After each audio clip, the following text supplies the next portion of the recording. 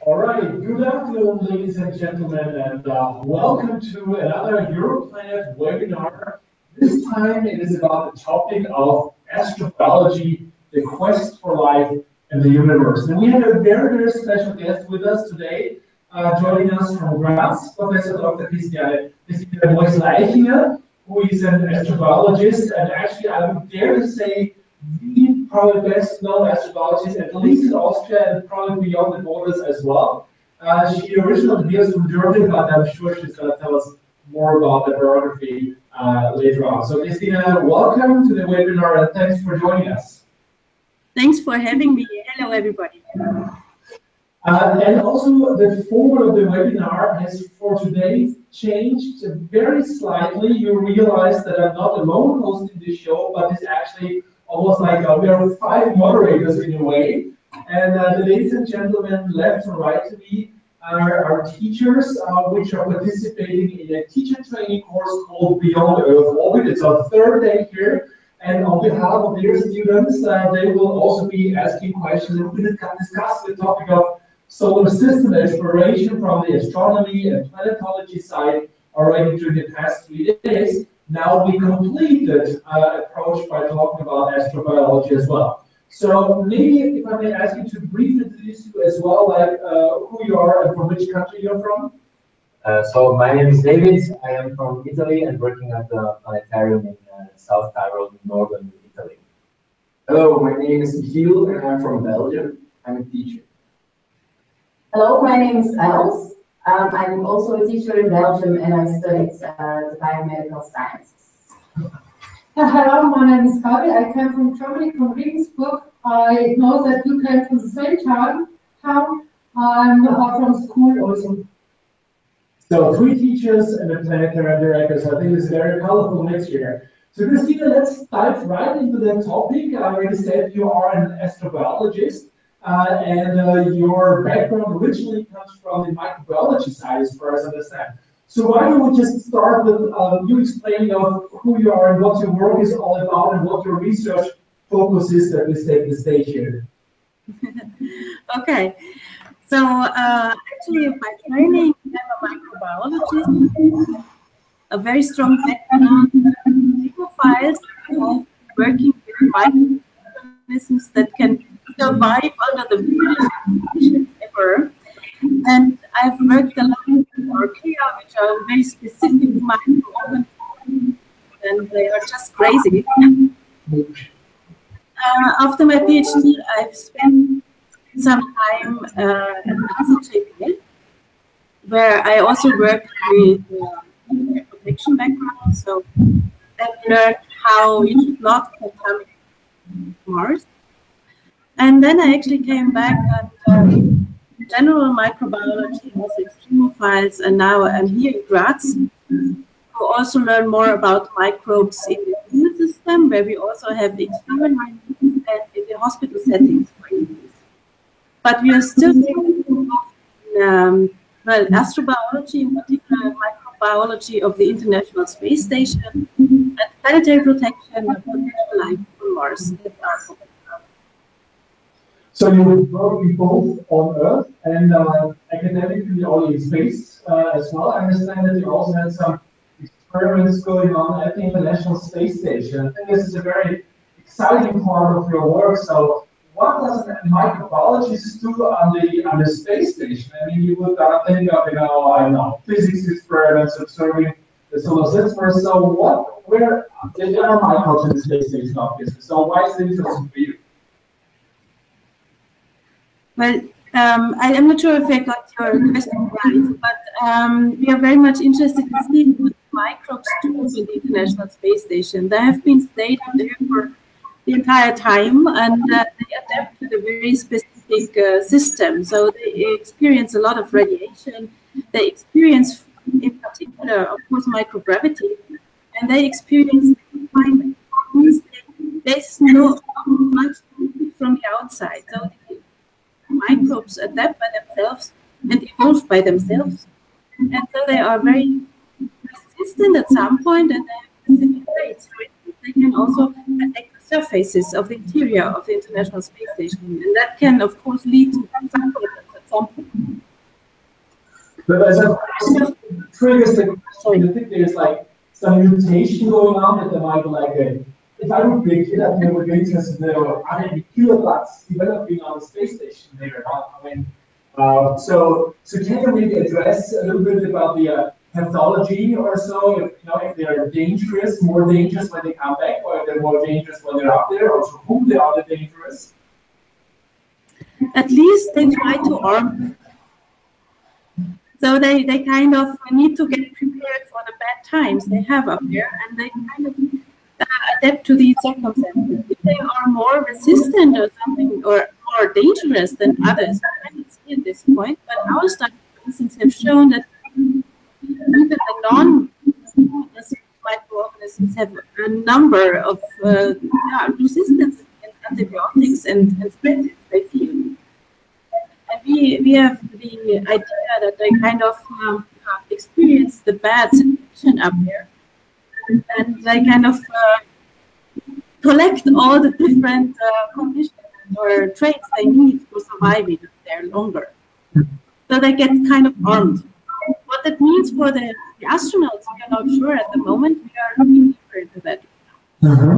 So there's not a long-term experience with the pathogenicity in a way.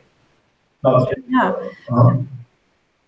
Other groups have shown, for instance, that microbes brought into the system, like Salmonella, for instance, reacts with a higher resistance against antibiotics.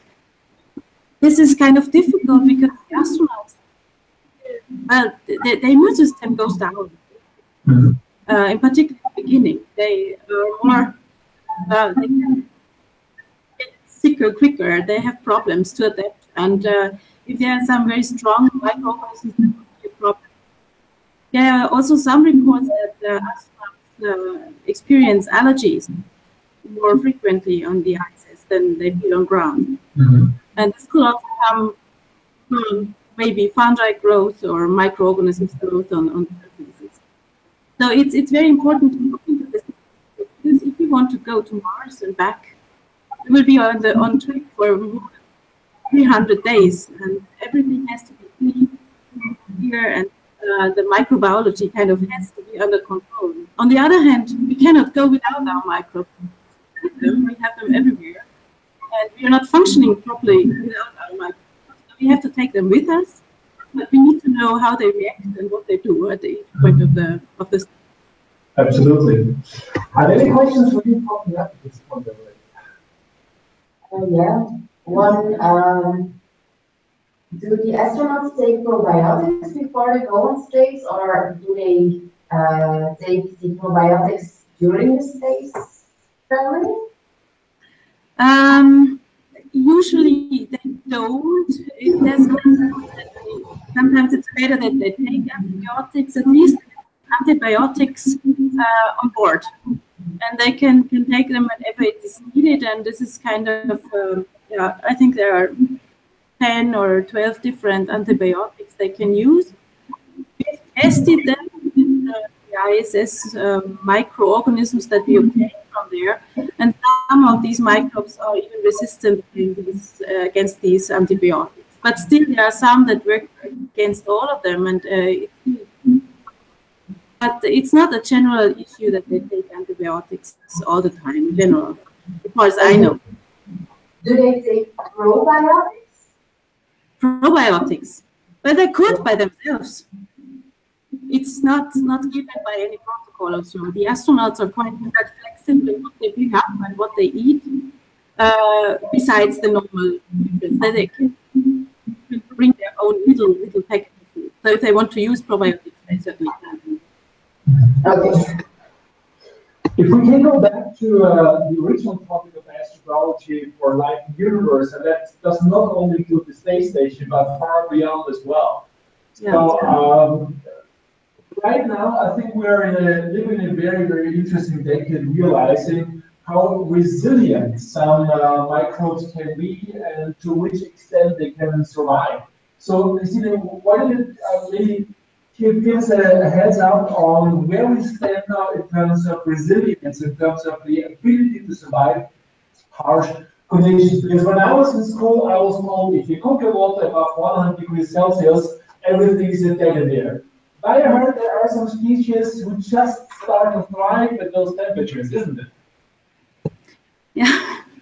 Well, it seems microbes are much more resilient than we thought of, and they can deal with a lot of problems. In particular, the temperature is not such a big problem. So, if you freeze them, that for most microbes it's not an issue, and heating them up to 150 degrees still allows some to survive. Certainly, there's a difference in what they require for growth and what they can survive. So for growth, the maximum temperature we know currently of is 120 degrees, more or less. And the lowest temperature we know of is about -18, which has been shown that there are some active microbes. So but still, we're talking about surviving -18, yeah, but thriving at -18. That's really growing at -18. Yes. As long as they have water available. They always need liquid water, and it's still liquid at this point, like rich through, I don't know, salts or any other, compounds. They can still grow and be metabolically active at this point. I was wondering, you said water is necessary. I was always wondering, we know there is water is a lot out there in the universe, mostly frozen though. But I was wondering if there's a possibility that life can develop using other liquids.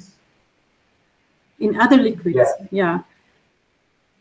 Well, I don't know. it's fine to discuss that and to talk about it, but of course, our microbiology, our background is based on water liquid as we know it, and this is the only thing we can look at right now and really learn for systems out there. But I think it's not. Well, water is widely distributed, I assume, and if you look at the icy moons, for instance, in our solar system, even if they are so cold, there might be oceans underneath the surface, and there is liquid water, and it could also be heated up by geological activities. So the water itself might not be the problem. But sorry, that is okay. There is water in the satellites and the moons of Jupiter, but we don't expect to find intelligent life in an ocean, and this is ultimately, I guess, what we're looking for, right? Well, that depends. So sometimes I think microbes are already intelligent, so because they know a lot. They adapt in a very intelligent way. So for me as a microbiologist, I think the most likely life form we find is microbial-like, whatever this means. I'm not sure if we can find such a complex life as we think we are. I don't know. But the universe is huge. We started in looking at our Earth being a disk, and now we found out it's round, and we learned that the sun is the middle of our solar system, and we learned that our solar system is not even universe, and so on and so on. So I think we just don't know enough to understand what is intelligent life and what life forms could be and how they could look like. So I'm not sure we should not restrict it to the form of intelligent life as we know it. There might be much other things out there. For me, I'm interested in microbes, and I think microbes have a good chance to thrive anywhere else, maybe on Mars, maybe on the icy moons. We will hopefully find out very soon, and hopefully in many other places out there. Most likely. Christina, let's go to your concrete work. You're sitting now in an office, but I know just like 3 doors further, there is a number of highly interesting laboratories and facilities in your department, and they are a part of the Europlanet Research Infrastructure Laboratory Network. So how does this connect between microbiology and planetology/solar system research in your lab? So, what's the connection? Well, we mostly, in the frame of Europlanet, we help people to find life. That sounds trivial, but if you think about how life can look like, or even how dispersed it can be in certain environments, even on Earth, it might be very difficult to find the life, even if it's clearly there. So we are working with different samples that people bring to us, for instance, from caves or from very crazy lake systems with very high pH, high salt, and anything else. And even if you expect life to be there, it's really a hard work to find out what is there, how it behaves, how it looks like. So we have established procedures to find life even in very low numbers, and to analyze which type of microbes are there. So we find out their names, and then we can find out what they actually do and how they interact with each other and the system. That helps us a lot actually to prepare for life detection missions. So if you go out for Mars, what life form are you looking for? You need to know how dispersed could life be, and which molecules do you need to analyze to understand the microbial community if it's there. We are actually training a lot ourselves to find life somewhere out there. That's where we are helping the people. Can you elaborate a little bit about the methodologies you're using? When I was looking back in my school time, you heard about maybe we have some chromatography going on, and that was the cutting edge we had back in the 90s. I guess the methods have been evolving a little bit. So can you elaborate about the methodologies you're using? Well, old methods are still good and still valid, but we have, of course, a number of very new methods. We are very proud, on the one hand, for our anaerobic cultivation facility. So we have a very nice system where we can grow microorganisms that don't like oxygen. Oxygen is a big issue here on Earth, but it might not be a big issue for many other places out there. So we can grow microbes that really do not like oxygen at all. And we also have a very sophisticated molecular analysis facility here to specifically look into the genes of the microorganisms. We use this very specific gene, the 16S RNA gene, that is like a molecular clock that allows us to get taxonomic information, which means we are getting key information on how are they all related to each other, all these microorganisms. And with that information, we need we need sequencers, we need PCR machines, we need a very clean laboratory to get any influences from our own surrounding, microbial surrounding. And well, there are many other things also available, the proteins, the liquids themselves, and of course the cells. So we also use highly sophisticated microscopes to see the light. Yeah, can I ask you a question about the organisms that they find in caves? Some of the caves, they are now doing research on the organisms they found there are closed for many thousands of years. And many of the microorganisms there, they find their food and fuel from chemosynthesis. Does those microbes are more as interesting to you because of the other planets or not?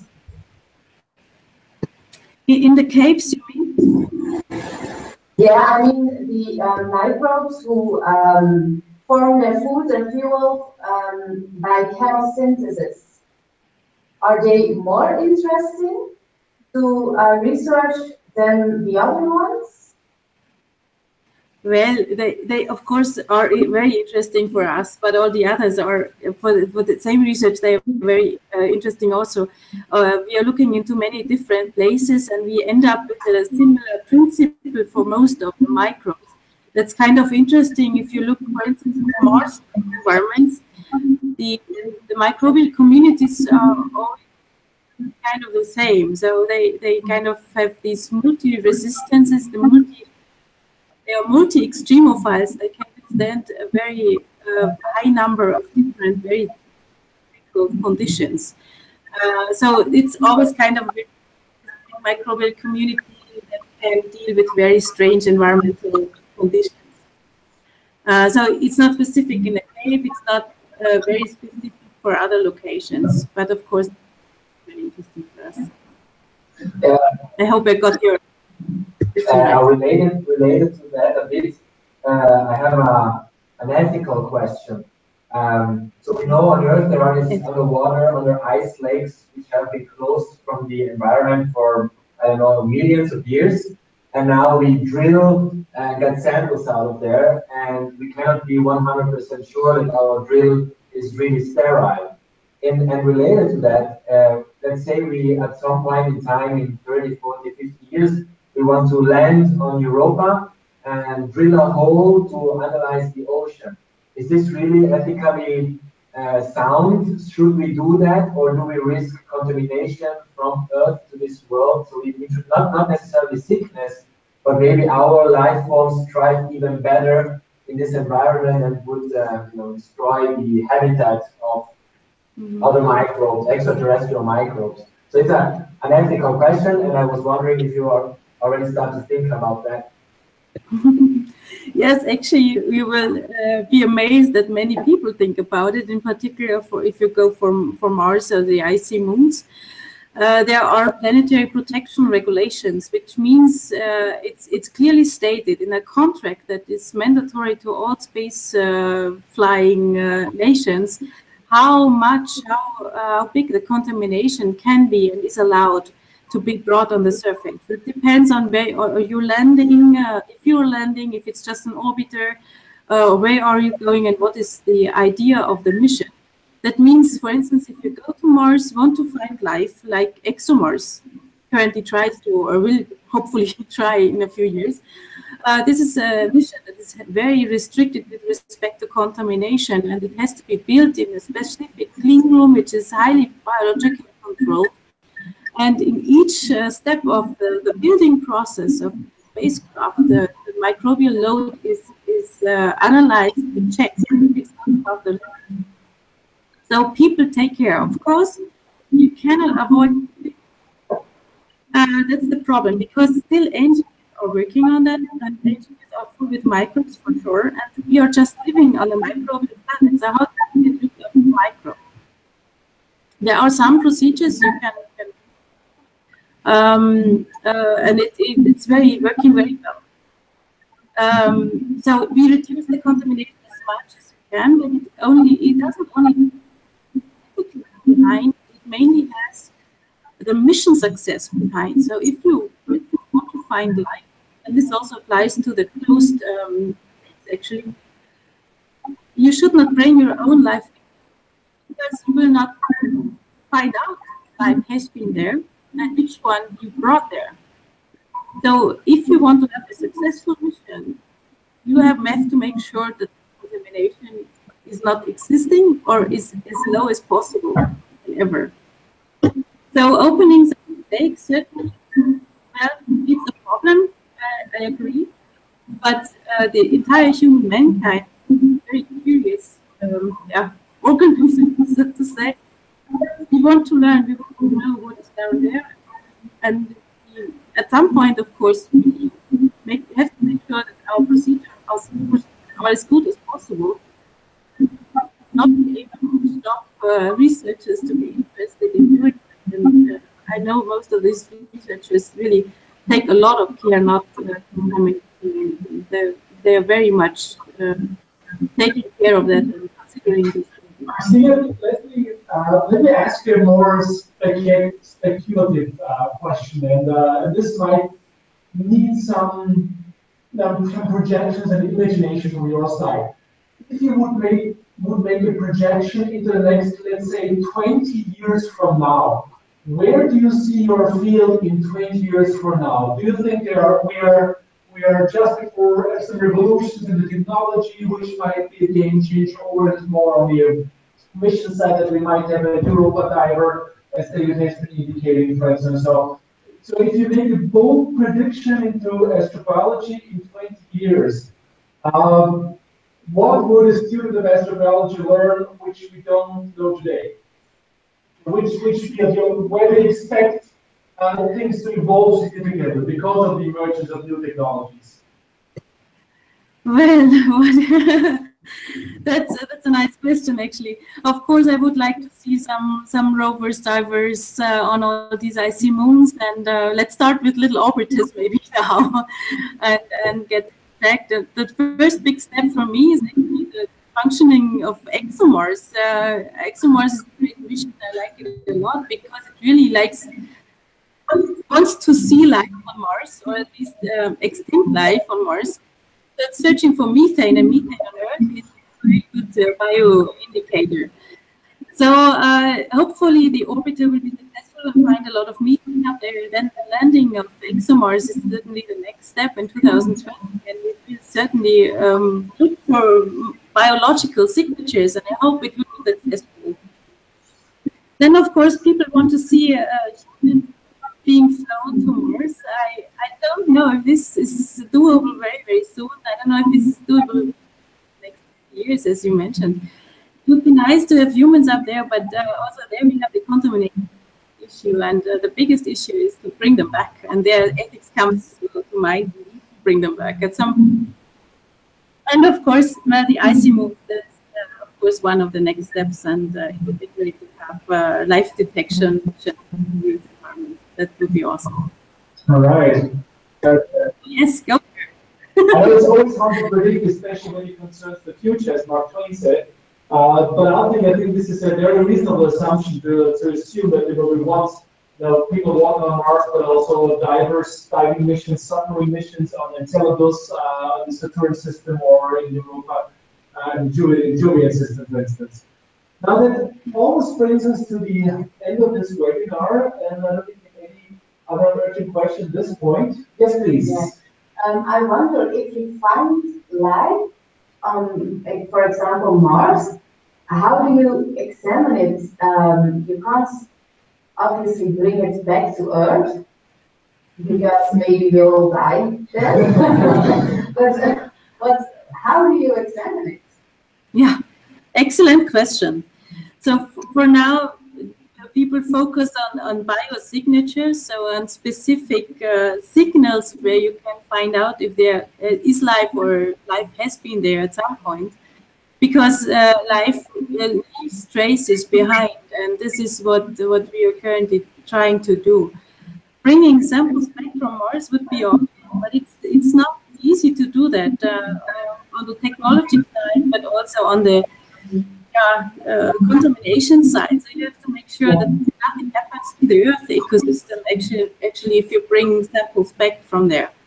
It is a big issue, and people are already working on that, but this will be the second step after the biosignature finding, if possible. Okay. Finding, isolating. That's the first step.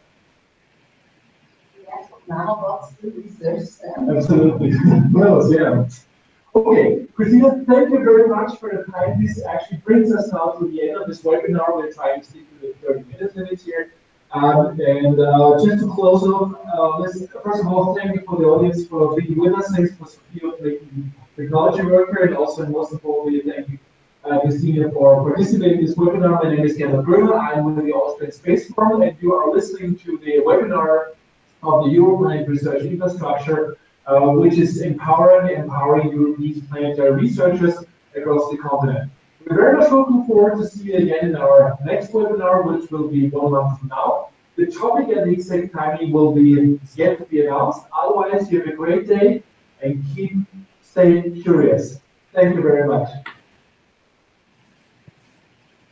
Thank you.